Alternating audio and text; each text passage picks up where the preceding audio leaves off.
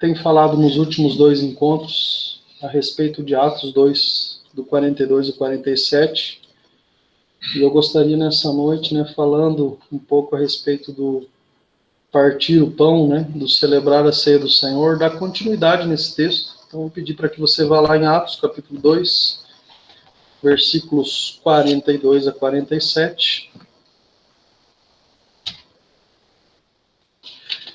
E eu vou fazer do mesmo modo que eu tenho feito até aqui, tá, queridos? Às vezes você nem achou o texto, eu estou lendo, e às vezes você já achou e eu não achei. Mas quando eu achar aqui, eu leio, tá? Só para a gente não avançar muito também no tempo da palavra aqui. Tá bom? Atos 2, 42, 47, então, é o texto básico que a gente tem trabalhado. E perseveravam na doutrina dos apóstolos, e na comunhão, e no partir do pão, e nas orações. E em toda a alma havia temor, e muitas maravilhas e sinais se faziam pelos apóstolos. E todos os que criam estavam juntos, e tinham tudo em comum. Vendiam as suas propriedades e bens, e repartiam com todos, segundo cada um havia de mister, ou segundo a necessidade de cada um. E perseverando unânimes todos os dias no templo, e partindo o pão em casa, comiam juntos com alegria e singeleza de coração, louvando a Deus e caindo na graça do povo, e todos os dias acrescentava o Senhor à igreja aqueles que iam sendo salvos, ou aqueles que se haviam de salvar. Então esse é o texto que nós temos trabalhado, irmãos?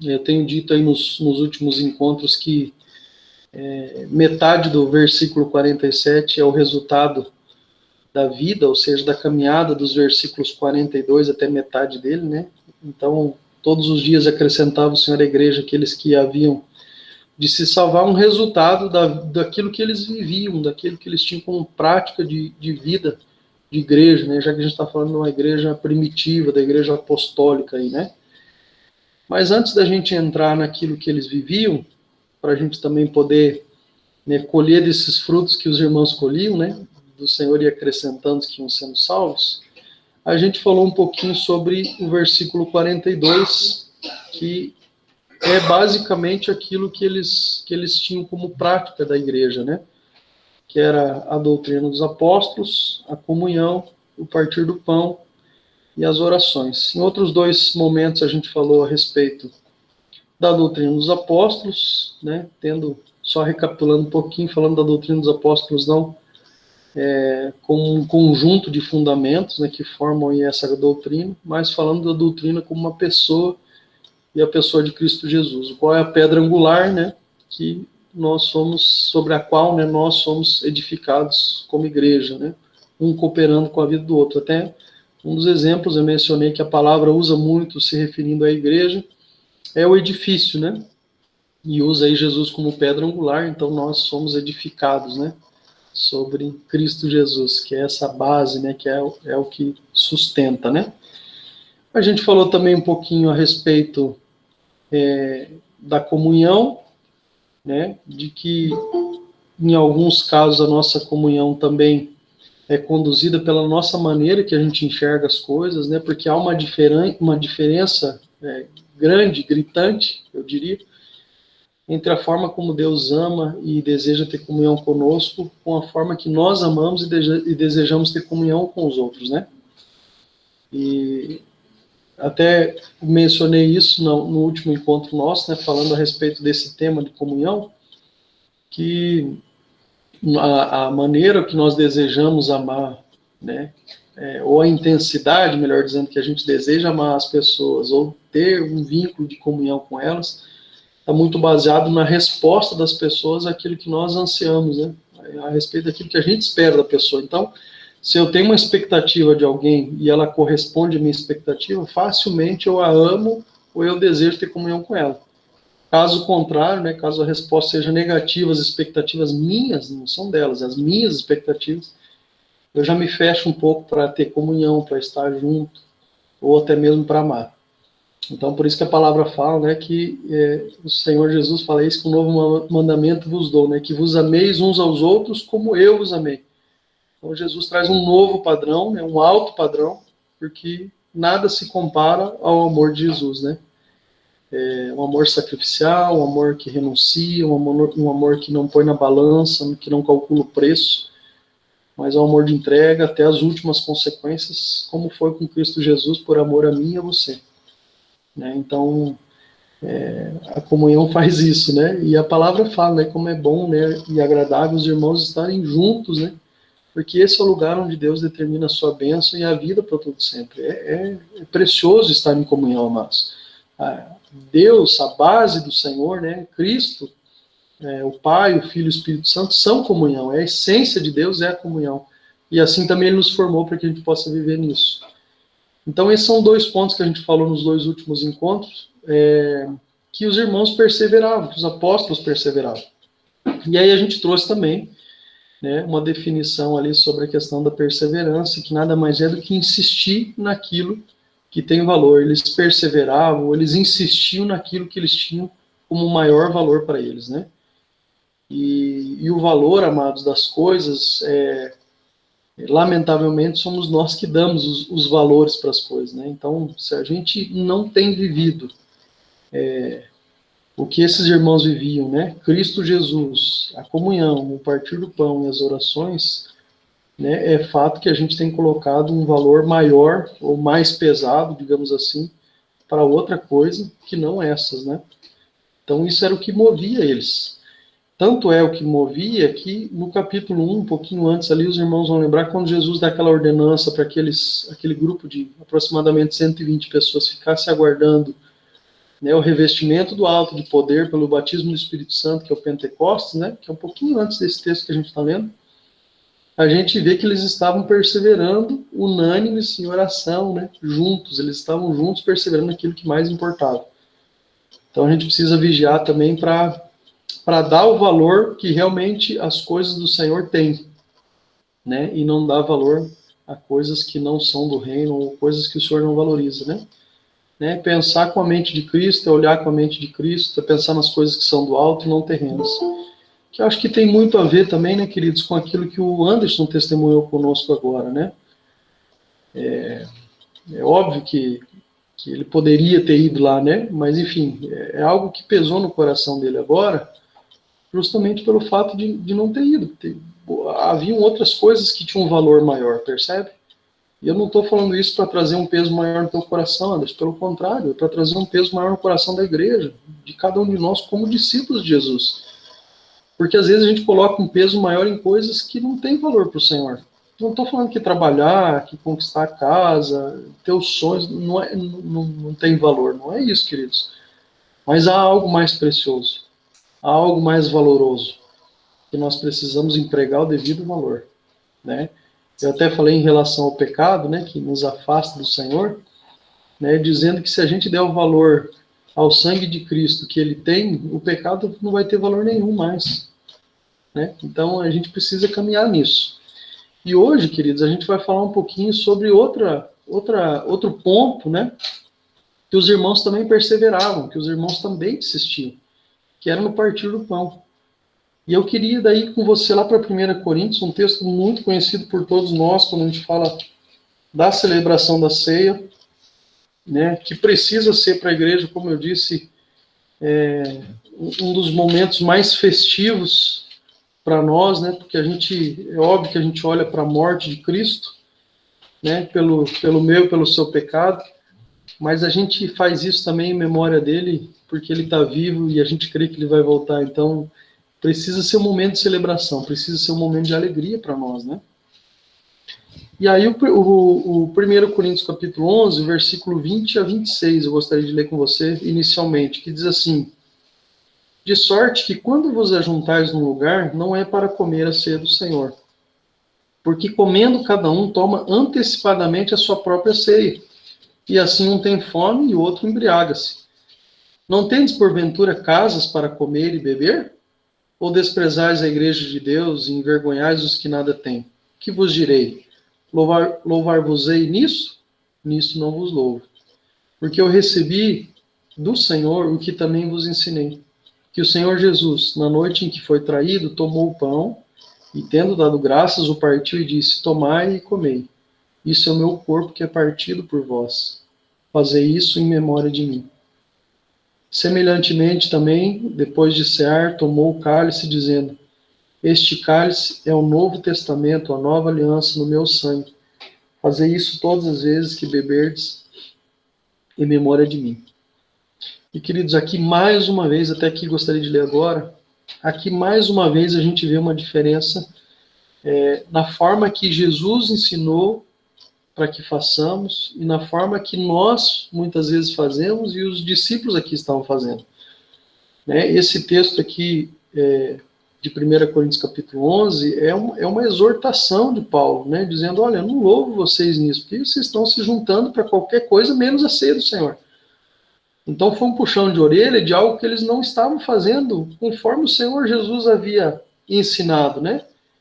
E lógico, nós estamos aqui falando da ceia do Senhor, mas quantas coisas o Senhor Jesus nos ensinou a fazer de uma maneira e a gente muitas vezes faz de outra, né? Fica aí um ponto de reflexão para nós, né? Quantas coisas, a forma que a gente tem feito não é a forma que o Senhor Jesus nos ensinou.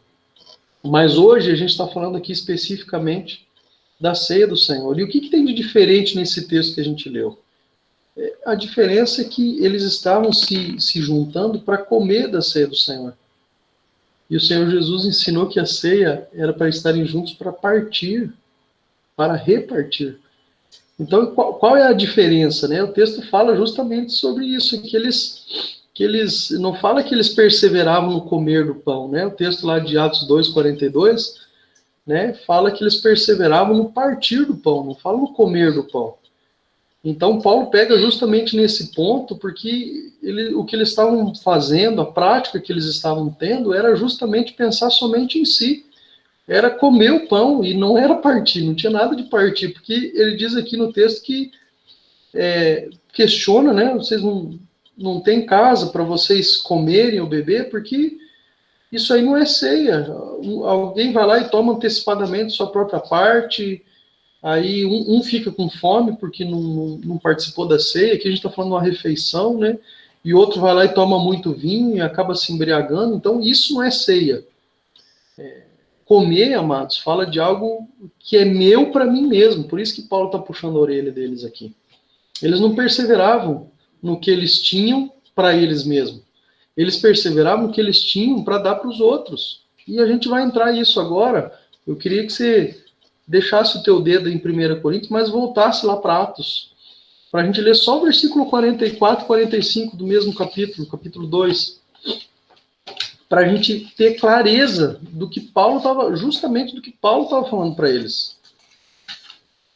Né? Era um puxão de orelha de verdade, porque não foi isso que o Senhor Jesus ensinou, né? Então, Atos 2, 44 e 45, olha o que o texto diz. Versículo 44. E todos os que criam estavam juntos e tinham tudo em comum. Vamos avaliar só esse versículo primeiramente. Amados, eles estavam juntos, aqueles que criam, e tudo era comum entre eles. Espera aí, Paulo estava falando para a igreja de Corinto. Eles estavam juntos, eles criam, só que não tinham tudo em comum, porque cada um ela tomava sua própria porção, que era justamente o que ele está puxando aqui a orelha dos irmãos.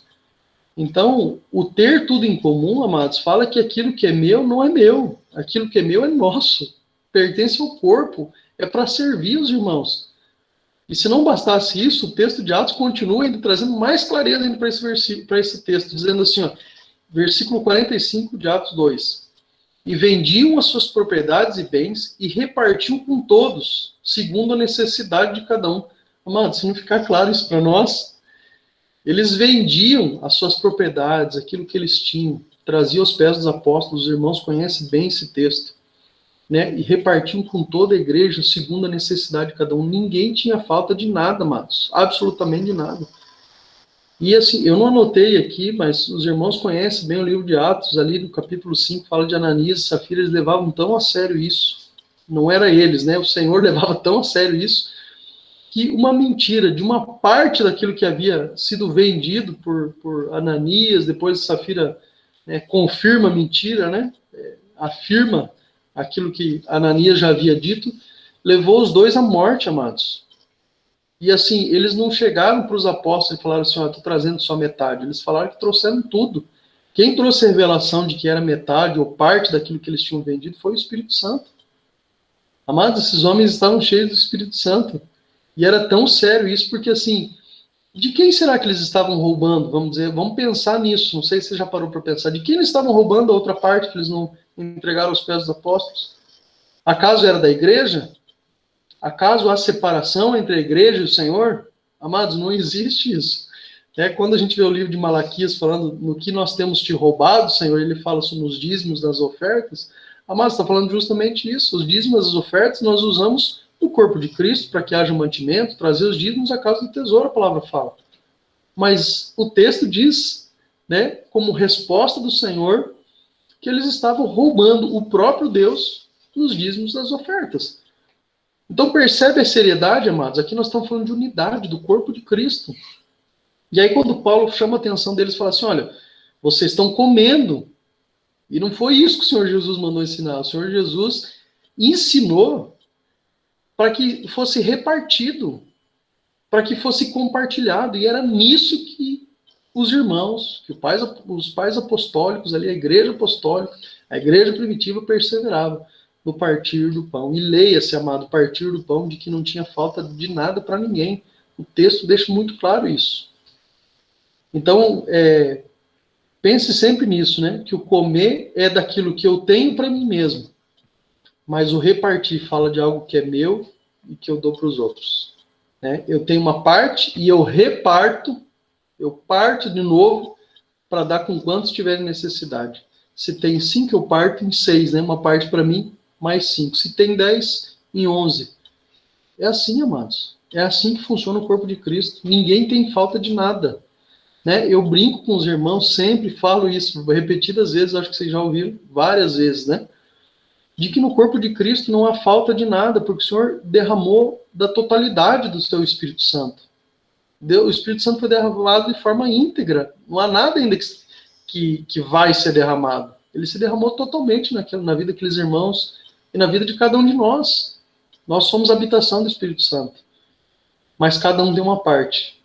E a soma das partes é que forma o corpo de Cristo. É cada membro fazendo a sua função, com aquilo que recebeu do Senhor, forma o corpo de Cristo, onde o próprio Cristo é o cabeça. Amém? Então que a gente possa avançar nessa verdade de que o Senhor nos chamou para repartir, para compartilhar e não para comer. Aquilo que é meu não é meu. Aquilo que é meu é do corpo de Cristo. Aquilo que é meu é do Senhor. O Senhor confiou a mim e a você tantas coisas, amados, que estão à disposição do reino. É para o reino, é para o Senhor. Qual seria a graça, se a gente tivesse as coisas somente para nós usar?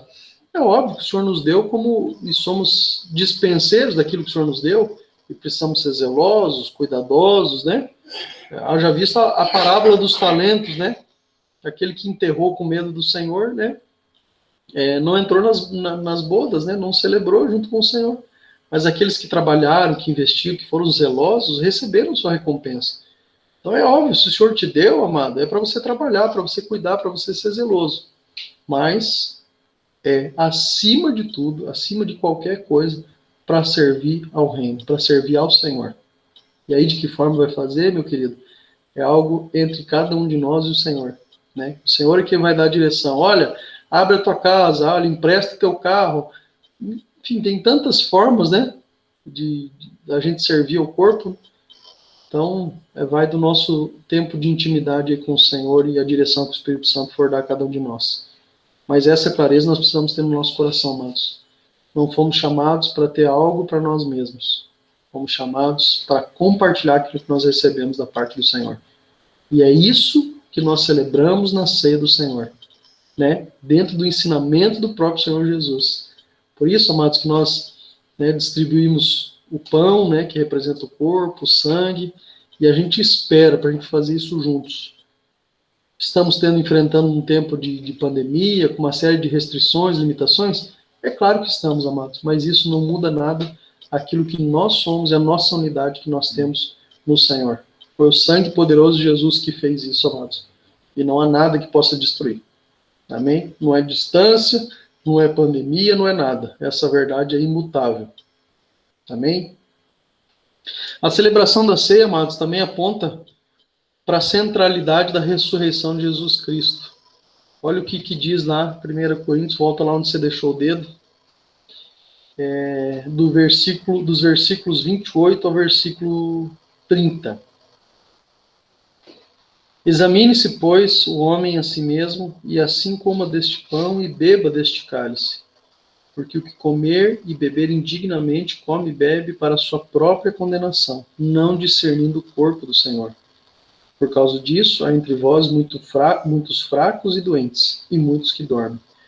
Então, amados, aqui Paulo continua, né, ensinando de como fazer, então, da forma que o Senhor Jesus havia ensinado.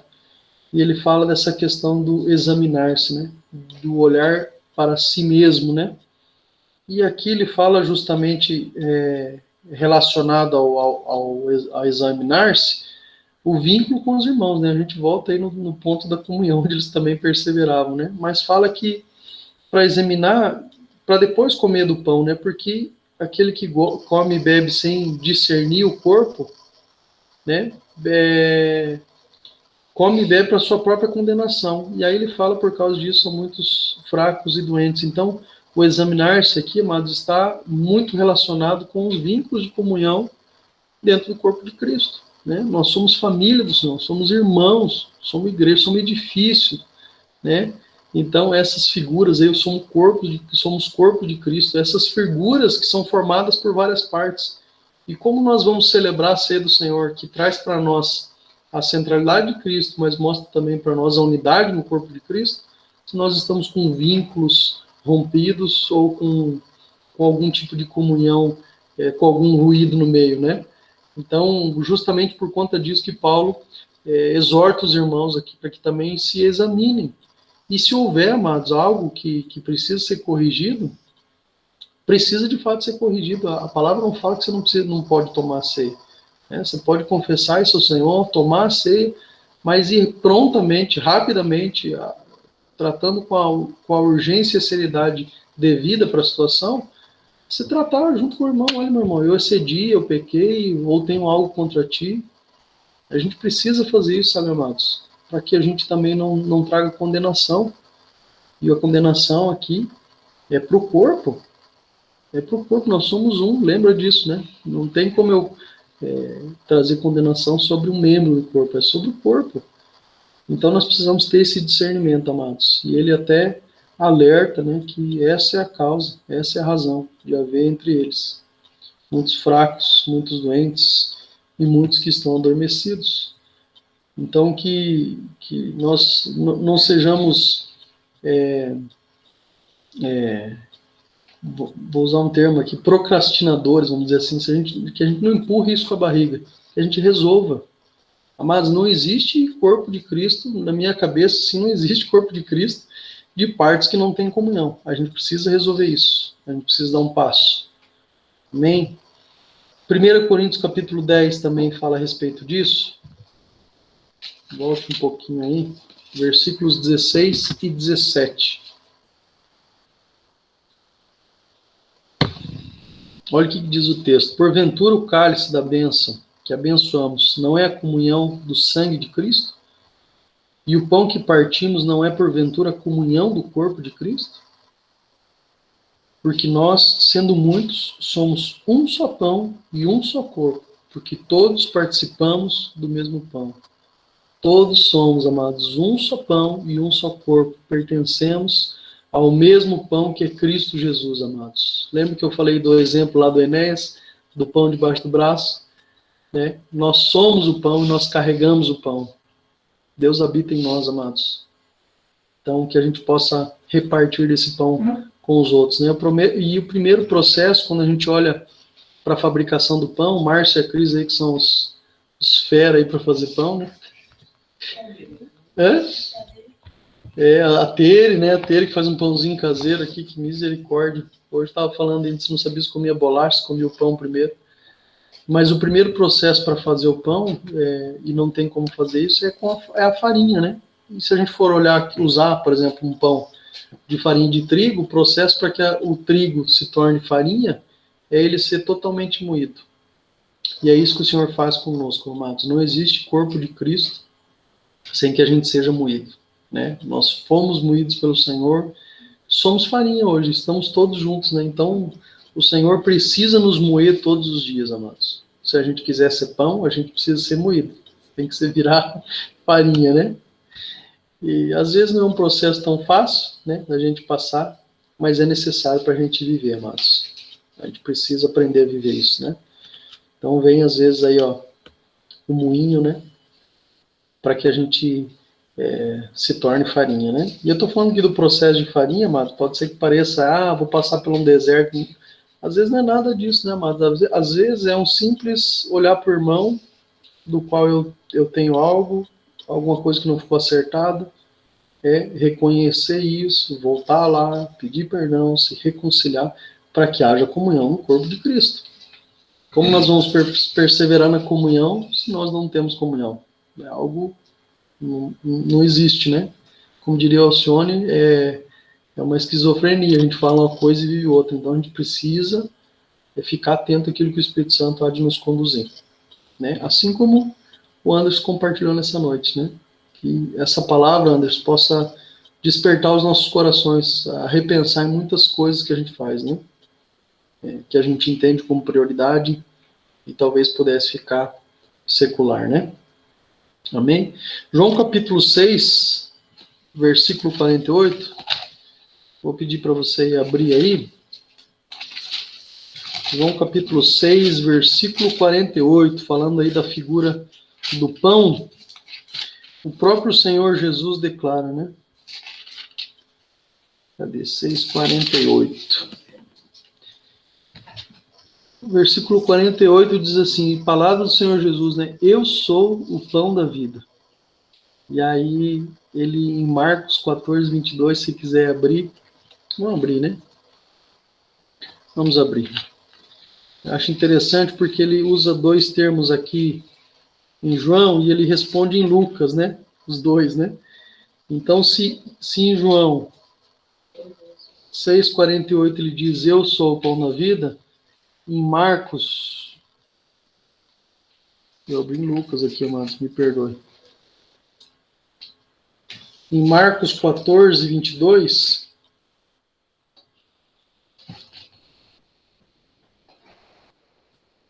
ele diz assim, e comendo eles, tomou Jesus o pão e abençoando-o, partiu e o deu-lhe, e disse, tomai e comei, isso é o meu corpo. Então, em João, ele declara que ele é o pão da vida. E em Marcos, aqui no capítulo 14, verso 22, ele apresenta o pão como o seu próprio corpo. E do mesmo modo, amados, assim também com o sangue. Em João, capítulo 15, versículo 1, um texto que a gente falou esses dias a respeito da parábola da videira, ele diz assim, eu sou a videira verdadeira, e o meu pai é o lavrador. Né, falando do vinho aqui, da videira, né, da uva que produz o vinho. E no versículo 24 do capítulo 14 de Marcos, ele diz assim, e disse-lhes, isso é o meu sangue, o sangue do Novo Testamento, que por muitos é derramado. Então, ele declara ser a videira e também fala que o sangue dele é o sangue do Novo Testamento que foi derramado por muitos, né? Então, ela traz essa clareza para nós. Outra coisa que a ceia também fala ao nosso coração e que que ela é a nossa manifestação, que ela é a manifestação da nossa unidade com o corpo de Cristo. Então, por isso que a palavra fala para nós nos examinarmos a nós mesmos, como a gente falou há pouco, né? Para a gente evitar com que essa comunhão seja, de alguma forma, interrompida, maculada, porque, né, a essência de Deus é comunhão e Ele assim também nos formou, como eu disse antes, né, amados? Então, a gente precisa se examinar para não romper e quebrar isso com algum irmão e precisa celebrar a ceia, mas depois tomar essa atitude aí de consertar, né?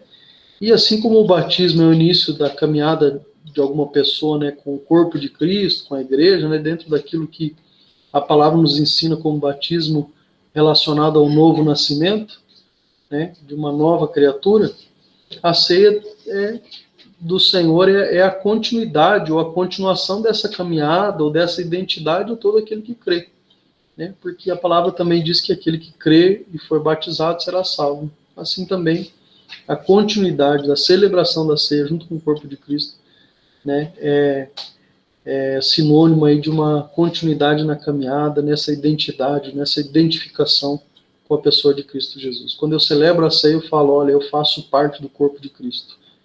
Eu faço parte da família de Deus, né? Então, traz uma identidade para nós a ceia, né? E é a maneira pela qual nós relembramos aí o nosso compromisso de aliança, né, entre nós e o nosso Deus, através de Cristo Jesus. E por fim ela fala dessa questão da nossa identificação, né? E eu queria que você abrisse ali em João, para a gente finalizar também, poder celebrar junto, para a gente poder perseverar nisso, né? Que o Senhor nos ensinou por meio dos apóstolos. 6, do 53 ao 58. Queria que você prestasse bastante atenção nesse texto, para depois nós podermos aí, cada família poder, né, tomar do pão, tomar do vinho, né, que representa o sangue de Jesus, para a gente poder celebrar juntos a ceia do Senhor. O texto diz assim: Jesus, pois, lhes disse, na verdade vos digo que, se não comerdes a carne do Filho do Homem, e não beberdes o seu sangue, não tereis vida em vós mesmos. Quem come a minha carne e bebe meu sangue tem vida eterna, e eu o ressuscitarei no último dia. Porque a minha carne verdadeiramente é comida, e o meu sangue verdadeiramente é bebida. Quem come a minha carne e bebe meu sangue permanece em mim, e eu nele. Assim como o Pai que vive me enviou, e eu vivo pelo Pai, assim quem de mim se alimenta também viverá por mim. Este é o pão que desceu do céu, não como o dos vossos pais, que comeram o maná e morreram. Quem comer este pão viverá eternamente. Então, eu queria terminar esse texto, amados, olhando aqui para esse tempo, né? Olhando aqui para o texto de João, que ele traz essas verdades aqui para nós, né? Que se nós não comermos da carne, não bebermos do sangue de Jesus, nós não teremos vida em nós, né? Quem come e bebe do sangue de Jesus tem vida eterna, vai ser ressuscitado no último dia. Olha as promessas, queridos. É a minha carne verdadeiramente comida e o sangue verdadeiramente bebida. Quem come minha carne e bebe meu sangue permanece em mim e eu nele. Então, amados, são promessas que o Senhor fez para cada um de nós, que nós precisamos rememorar todas as vezes que nós estamos juntos para celebrar a ceia do Senhor. Quem de nós não quer ser ressuscitado no último dia? Quem de nós não quer viver eternamente? Quem de nós não quer permanecer no Senhor e o Senhor nele? Todos nós queremos, amados. Nós reafirmamos essa verdade através da celebração da ceia. Como eu disse no início, nós oramos também. A celebração da ceia nos aponta para o passado, sim. Quando nós olhamos para a morte redentora de Jesus, pelo meu e pelo seu pecado, né? Essa semana ainda nós estávamos estudando no grupo Conexão sobre a vida e a obra de Jesus, e a gente falou sobre a morte de Jesus pelos nossos pecados, e falamos sobre a ressurreição, né? Rapidamente a gente passou por 2 pontos a respeito da vida e obra de Jesus, mas que refletem a celebração da ceia. Hoje, o que nós estamos fazendo como família do Senhor, né? Como corpo de Cristo, é olhar para a obra redentora de Cristo e ver que se nós estamos aqui reunidos, cada um na sua casa, pelo celular, pelo computador, pelo iPad, na televisão, qualquer que seja a forma, ou pessoalmente falando, é porque um dia esse sangue nos alcançou e nos purificou de todos os nossos pecados. Né? Por sermos lavados pelo sangue do Senhor, é que nós somos família de Deus. Então a gente olha para a obra redentora de Jesus. Né, amados? Ele foi obediente até a morte e morte de cruz. Né? E também olhamos para o seu corpo que foi moído no madeiro por cada um de nós. Do mesmo modo, além de olhar para o passado, a gente olha para o presente, né? Porque o texto fala que a gente vai fazer isso em memória dele, né? Fazer isso em memória de mim, até quando nós o encontraremos de novo. Né? E aleluia, Louvado seja o Senhor, porque esse dia há de chegar. Há uma grande expectativa no nosso coração e a gente vai viver tudo isso aqui, se perseverarmos nessas coisas, amados. Por isso, que o texto de Atos 2:42 precisa ser uma verdade nas nossas vidas. A gente não pode só conhecer o texto de cor, salteado, né, de trás para frente, de frente para trás. Né? A gente precisa viver. Mais do que conhecer, a gente precisa viver essa verdade. De insistir naquilo que tem valor. Essas coisas têm valor, amados. E é por meio dessas coisas que o Senhor há de acrescentar aqueles que vão sendo salvos. Por meio da sua igreja, o corpo de Cristo. Nós somos o pão, como eu disse, nós carregamos o pão. Cristo habita em nós. Então, que cada um de nós, nesse tempo, né, além de se examinar a si mesmo, né, possa celebrar a ceia com esse discernimento de que há vida eterna em nós, há vida em nós por meio de Cristo Jesus que habita em nós. E o Cordeiro, amados, como eu disse outro dia, é tão grande que nós precisamos compartilhar com as outras pessoas. Ou o pão, né? O pão é tão grande que nós precisamos compartilhar com outras pessoas, né? Esse é o propósito de Deus, né? Deus não tem prazer na morte do pecador, mas o desejo dele é que ele se arrependa e viva e venha fazer parte dessa grande família do Senhor, da qual eu e você fazemos parte. Amém? Creio que você já deve ter separado aí os elementos. E eu vou pedir, vou mudar aqui a câmera, vou pedir para 2 irmãos aí que sentiram no coração de orar pelos elementos. Quem gostaria aí de orar, por favor?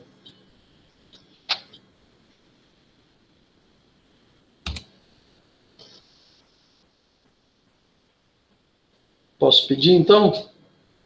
Vou pedir, né? Igual o professor, né? Vou pedir pro Cascal de orar. Cascal, você pode orar por nós, Luiz? Pelo pão, pelo vinho, né? Pelo corpo, sangue de Cristo. Amém. Amém. Ó Pai Santo, Pai amado, grande é o teu nome, Senhor. Jesus, nós somos eternamente gratos a Ti por esse sacrifício que o Senhor efetuou na cruz em nosso lugar, pelo Teu corpo partido por nós, ó Pai. Deus que nos trouxe vida eterna, Pai. Ó Deus que trouxe a verdade que somos um só pão, um só corpo em Ti, Senhor. Meu Deus, muito obrigado, Senhor. Obrigado também pelo Teu sangue derramado, que nos trouxe, ó Pai, a libertação, ó Deus, de todo mal, Senhor, a cura das enfermidades, que nos trouxe libertação do pecado. Senhor, o sangue que propiciou, ó Pai, que fôssemos salvos, ó Pai. Meu Deus, muito obrigado, Senhor. Agradecemos a Ti, ó Deus, por aquilo que o Senhor fez na cruz, por aquilo que o Senhor está fazendo hoje na Tua igreja, na Tua casa, Senhor. Deus, muito obrigado, Senhor. Ó Deus, obrigado por cada um que aqui se encontra nesta noite. Obrigado também por aquilo, ó Pai, que nós cremos que vai acontecer, a Tua volta, Senhor. Tu vais voltar e nós estamos hoje profetizando esta volta. Estamos declarando, Jesus Cristo em breve voltará. Senhor, muito obrigado. Consagramos a Ti, ó Pai, esse período agora, consagramos a Ti estes elementos, o pão e o cálice, Senhor. Deus, e te agradecemos, em nome de Jesus Cristo. Amém, Senhor.